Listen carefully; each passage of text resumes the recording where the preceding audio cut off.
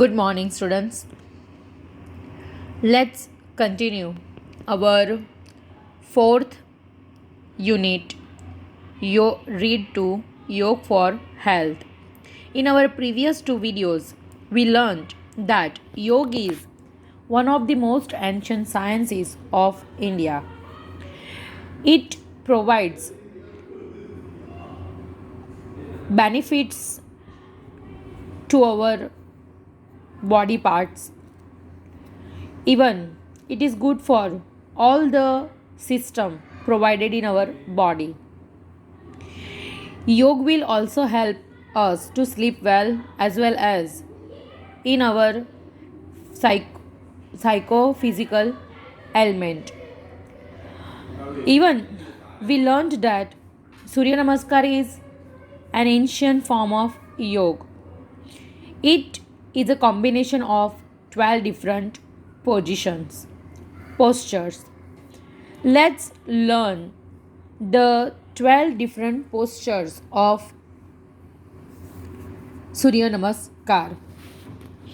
How to practice Surya Namaskar? First of all, કે સૂર્ય નમસ્કારને કેવી રીતના પ્રેક્ટિસ કરવાનું છે. There are 12 postures of positions in સૂર્ય નમસ્કાર. સૂર્ય નમસ્કારમાં 12 પોસ્ચર એટલે આપણે અગાઉના વિડીયોમાં વાત કરેલી હતી. શારીરિક મુદ્રા એટલે કે શારીરિક સ્થિતિ એટલે સૂર્ય નમસ્કારમાં 12 શરીરની અલગ અલગ મુદ્રાઓ હોય છે.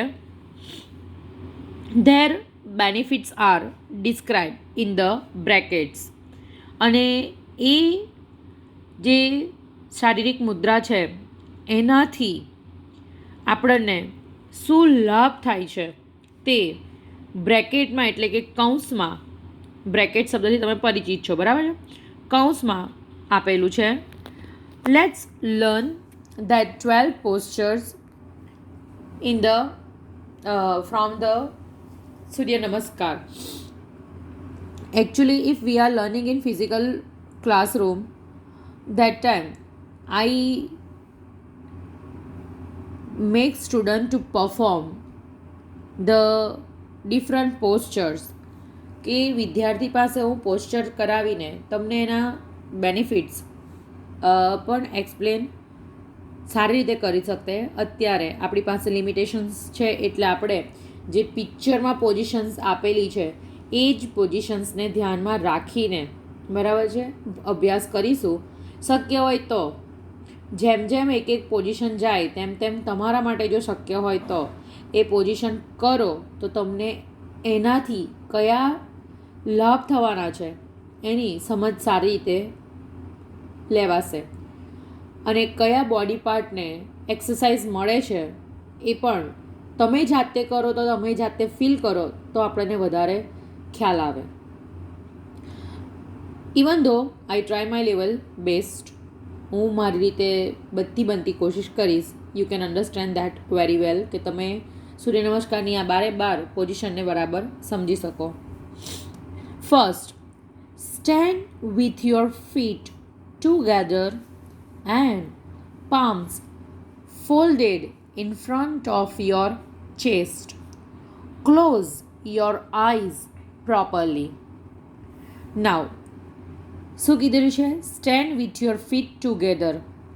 પગના બંને પંજા ભેગા કરીને તમારે ઊભું રહેવાનું છે, સ્ટ્રેટ ઊભું રહેવાનું છે. And palms folded in front of your chest. અને તમારા હાથને ફોલ્ડ કરવાના છે. ફોલ્ડ બરાબર છે એટલે વાળવાના બરાબર. તે પણ ક્યાં ગાડી?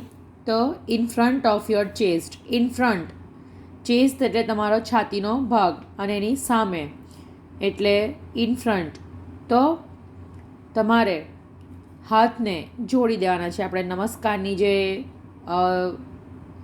શારીરિક મુદ્રા છે એમાં આવી જવાનું છે. પિક્ચરમાં જો તમને ફર્સ્ટ નંબર આપેલો છે એમાં પગ ફોલ્ડેડ છે અને નમસ્કાર કરીને ટટ્ટાર આપણને છોકરો ઊભેલો દેખાય છે. Close your eyes properly. યોગ છે, આંખોને તમારે યોગ્ય રીતે બંધ કરી દેવાની છે. Now what is the benefits? Let's learn from the bracket. Promotes balance. એક તો આ એક્સરસાઇઝ કરવાથી પહેલાં તો શબ્દ આપેલો છે promotes. The word promotes that means last word છે જુઓ, પ્રમોટ્સ દેટ મીન્સ ઉત્તેજન આપવું. એટલે કે આપણું સંતુલન જળવાય છે, સંતુલન ઉત્તેજન મળે છે. Stimulates the respiratory system. Respiratory system એટલે કે આપણી શ્વાસોશ્વાસની પ્રક્રિયા. તો એ પ્રક્રિયાને પણ શું મળે છે? ઉત્તેજન મળે છે. સ્ટિમ્યુલેટ શબ્દ આપણે અગાઉના વિડીયોમાં પરિચય લીધેલો છે. એટલે એનો મતલબ થાય છે કે ઉત્તેજન આપવું. એટલે અહીંયા શું થશે કે આપણી જે શ્વાસોશ્વાસની પ્રક્રિયા છે એને શું મળે છે? ઉત્તેજન મળે છે. Even exercises shoulder.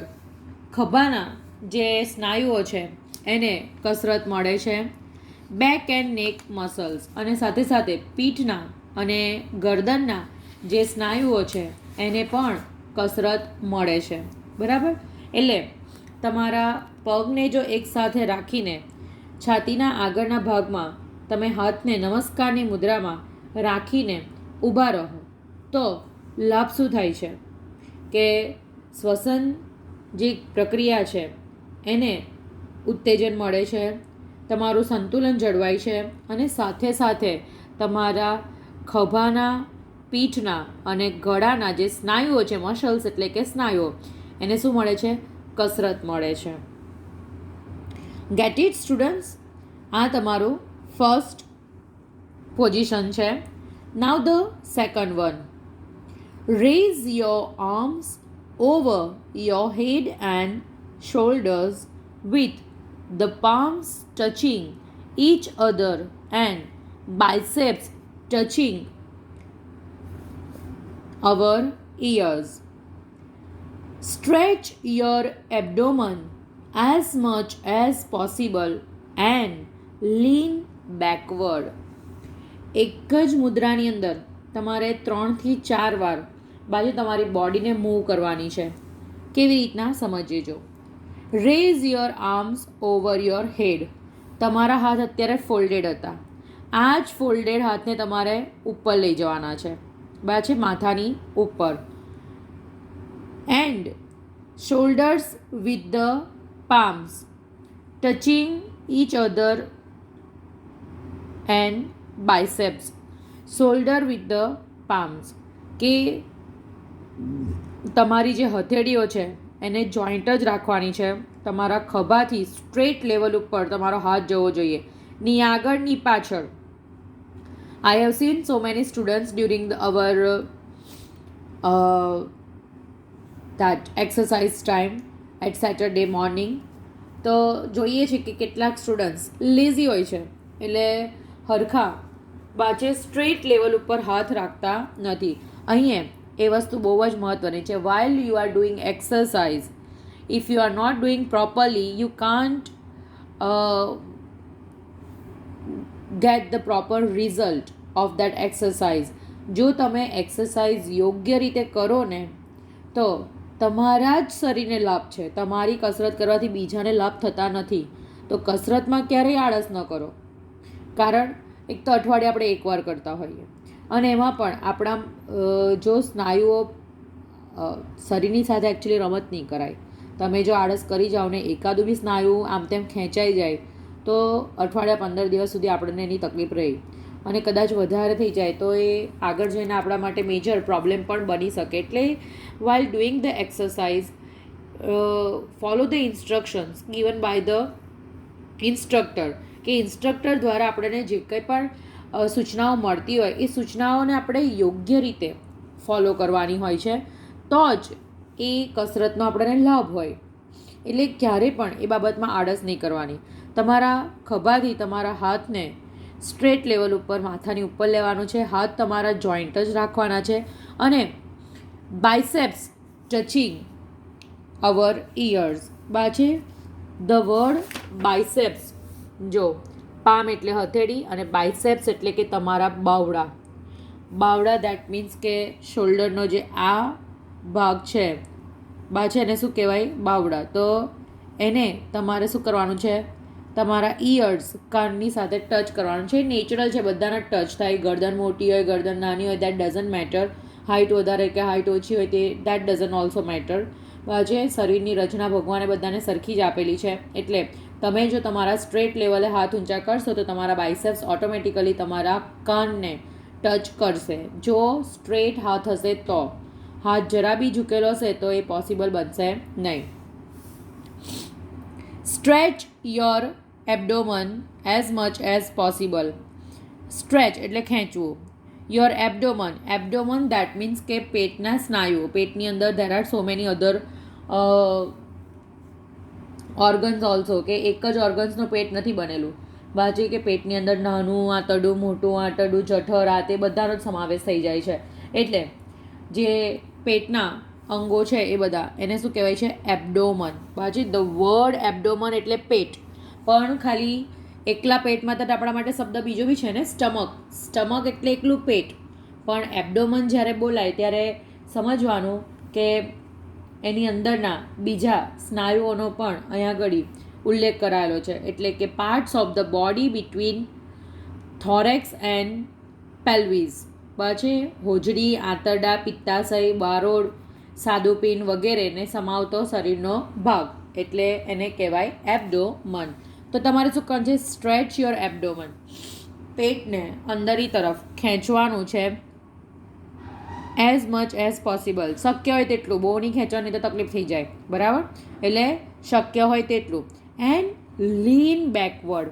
બેકવર્ડ એટલે થોડા પાછળની તરફ ઝૂકવાનું. બાજુ પોસિબલ હોય એટલું જ ઝૂકવાનું. વધારે ઝૂકવા ગયા ને ખબર પડી કે કરોડરજ્જુ તૂટી જાય, કે ભાઈ કરોડરજ્જુનો મણકો ખસી જાય, કે કમરમાં કંઈ આંચકો આવી જાય, એવું કરવાનું નથી. સ્લાઇટલી તમારાથી જેટલું પાછળની તરફ ઝૂકાય એટલું તમારે ઝૂકવાનું છે. લીન. લીન એટલે કે બેન્ડ, વાંકા વળવું, ઝૂકવું. Get it? બરાબર? તો આ છે તમારી સેકન્ડ પોઝિશન. હવે સેકન્ડ પોઝિશનમાં લાભ શું છે? પ્રમોટ્સ બેલેન્સ. પહેલાં તો લાભ શું છે? કે તમારું સંતુલન વધે. પ્રમોટ્સ ડાયજેશન. તમારું જે પાચન ક્રિયા છે એને પણ ઉત્તેજન મળે. Exercises arms and shoulder muscles. હાથના અને ખભાના જે સ્નાયુઓ છે એને કસરત મળે. Tones the spine. અને તમારી જે કરોડરજ્જુ છે એમાં ટોન એટલે કે લચીલાપણું આવવું, બરાબર? કે એ પણ લચીલી બને છે. તેમજ promotes flexibility back and hips. Flexibility in back and hips, કે તમારી જે પીઠ છે ત્યાં અને હિપ્સ દેટ મીન્સ કે પોસ્ટેરિયર પાર્ટ્સ ઓફ પેલ્વિસ એટલે કે કુલા, અને બીજા અર્થમાં કહીએ તો પુઠ્ઠા. એટલે કે હિપ્સ એટલે આપણને બધાને ખબર છે, વધારે મારે એક્સપ્લેનેશન એનું આપવું નથી, એટલે તમે સમજી જશો, બરાબર? તો એને પણ શું મળે છે? ફ્લેક્સિબિલિટી એટલે કે લચીલાપણું મળે છે. તો કેટલા બધા લાભ છે તમે સમજો. કે એબડોમન અંદર જાય એટલે તમારા પાચનતંત્રને ઉત્તેજન મળે. તમારા હાથ માથાની ઉપર જાય એટલે તમારા ખભાના સ્નાયુઓ ખેંચાય, હાથના સ્નાયુઓ ખેંચાય, બરાબર? તમારું એક બેલેન્સ તમારે જાળવવાનું હોય છે. અને તમારું બોડી થોડુંક પાછળની તરફ મૂવ થાય એટલે તમારું જે કરોડરજ્જુ છે એને પણ ઉત્તેજન મળે. સાથે સાથે તમારી જે હિપ્સ છે અને ખભાનો જે ભાગ છે એને પણ બાજે લચીલાપણું મળે. તો એક જ એક્શન કરવાથી આટલા બધા લાભ મળતા હોય તો obviously we should do the exercise first. આપણે લોકોએ એ એક્સરસાઇઝને પ્રાયોરિટી આપવી જોઈએ. નાવ the third position. Band forward and place your palms at the side of your feet. The word is feet. You have a textbook, you can see the word. Touch your knee with forehead and exhale deeply. હવે શું કીધું છે જો? Band forward. આપણે પાછળ હતા એટલે તમારે શું કરવાનું છે, હવે આગળની તરફ ઝૂકવાનું છે. તમને આ જો ત્રીજી પોઝિશન દેખાય છે, બરાબર છે. આગળની તરફ તમારે ઝૂકવાનું છે. તમારા જે હાથ છે એને તમારા બે પગની બાજુમાં જે જગ્યા બને છે એ જગ્યા પર તમારી હથેળીને મૂકવાની છે. For every one it is not possible. બધા માટે આ શક્ય નથી, બરાબર. એટલે તમારાથી જેટલું ઝૂકાય એટલું ઝૂકવાનું. વધારે ઝૂકવા ગયા તો ખબર પડી કે કમર તૂટી ગઈ. આપણે કમર તોડવાની નથી. Just do the exercise as you can do it. જેટલી થઈ શકે એટલી જ તમારે કરવાની છે, એનાથી વિશેષ કરવાની નથી. એટલે કે આગળની તરફ ઝૂકો. તમારા હાથ, તમારા જે આંગળીઓ છે એને તમારા પગના અંગૂઠા સુધી ટચ કરાવો. બિકોઝ ફર્સ્ટ ટાઈમ તો સીધી હથેળી જમીન ઉપર નહીં લાગે. એ મારો પોતાનો પર્સનલ એક્સપિરિયન્સ પણ બોલે છે.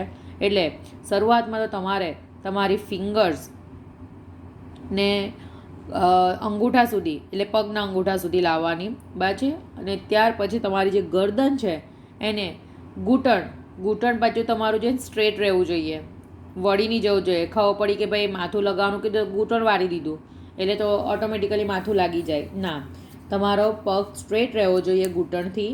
અને તમારે તમારું માથું ઘૂંટણને અડાવવાની કોશિશ કરવાની છે. પહેલી વારમાં તો નહીં જ થાય. પહેલી વારમાં હું ઘણી બધી વાર પ્રેક્ટિસ કર્યા પછી ફાઇનલી બોડી ફ્લેક્સિબલ થશે ત્યારે એ પોસિબલ બનશે. એટલે જો તમે કરો ઘરે તો એ વાતનું ધ્યાન રાખો કે જેટલી થાય કસરત એટલું જ કરવાનું. વધારે કરવામાં પોતાનું નુકસાન કરી લેવાનું નહીં. બસ. એટલે કે બેન્ડ ફોરવર્ડ એટલે કે આગળની તરફ ઝૂકો. Place your palms at the side of your feet. તમારા પગની બાજુમાં તમારી હથેળીઓને મૂકો. Touch your knee with forehead. તમારા કપાળથી તમારા ઘૂંટણને તમારે સ્પર્શવાના છે. And exhale deeply. એ પોઝિશનમાં તમે શ્વાસ તમારે એક્ઝેલ કીધેલું છે એટલે કે કાઢવાનો છે. શ્વાસ મૂકવાનો છે, તે પણ ડીપલી, ઊંડો શ્વાસ, બરાબર છે. ઇન્હેલ એટલે શ્વાસ લેવો અને એક્ઝેલ એટલે શ્વાસ મૂકવો, બરાબર. Now what is the benefits of this third position? Promotes blood circulation. પહેલાં તો એનાથી તમારું જે લોહીનું ભ્રમણ છે એને ઉત્તેજન મળે છે. રુધિરાભિસરણની પ્રક્રિયાને શું મળે છે? ઉત્તેજન મળે છે ને. પાછળથી આગળની તરફ આવીને ઝૂકો અને પછી ડીપ બ્રીધિંગ કરીને એક્સેલ કરો એટલે એનાથી શું થાય તો કે બ્લડ સર્ક્યુલેશન વધે. એટલે કે રુધિરાભિસરણની પ્રક્રિયાને ઉત્તેજન મળે. Tones abdominal tracts. કે તમારા જે એબ્ડોમિનલ ટ્રેક્સ છે એટલે આ જે શબ્દ તમે શીખ્યા એબ્ડોમન, એના પરથી નાઉન આપેલું છે એબ્ડોમિનલ, બરાબર છે. એટલે શરીરના એ જે અંગો છે એનો જે ટ્રેક છે, રસ્તો જે બનતો હોય છે તે, એને પણ શું મળે છે? ઉત્તેજન મળે છે. એટલે લચીલાપણું આવે છે એમાં પણ. સ્ટ્રેચીસ બેક એન્ડ લેગ મસલ્સ. આપણે આ પોઝિશનમાં છીએ એટલે આપણા જે પાછળ પગના જે સ્નાયુઓ છે એ પણ ખેંચાય. બેક આમ વળેલી છે એટલે પીઠના જે સ્નાયુઓ છે એને પણ ઉત્તેજન મળે. સ્ટિમ્યુલેટ્સ સ્પાઇનલ નર્વ્સ. તમારી જે આમ ઝૂકેલા છો, ગરદન બી આમ છે, તો તમારી જે કરોડરજ્જુ છે એ કરોડરજ્જુને પણ ઉત્તેજન મળે છે. And stimulates sympathetic system. હવે તમને એમ થતું હશે કે નવો શબ્દ આવ્યો. કયો શબ્દ છે? લિમ્પેથેટિક સિસ્ટમ. ધ વર્ડ લિમ્પેથેટિક મીન્સ લસિકા વાહિનીને લગતું. એટલે કે લસિકા વાહિનીને લગતી જે આપણી આખું તંત્ર છે બાજે, તો એને પણ શું મળે છે? ઉત્તેજન મળે છે. So students, here we learn 3 positions out of 12. 12માંથી આપણે અત્યારે ખાલી 3 પોઝિશનને ડિસ્કસ કરેલી છે. 3 positions you can see in the picture, બરાબર છે. ફોલ્ડેડ પામ વાળી ફર્સ્ટ પોઝિશન, બરાબર છે. Lean backward slightly a second position, and lean forward and your palms besides your feet, side by side your feet. That is your third position. Thank you.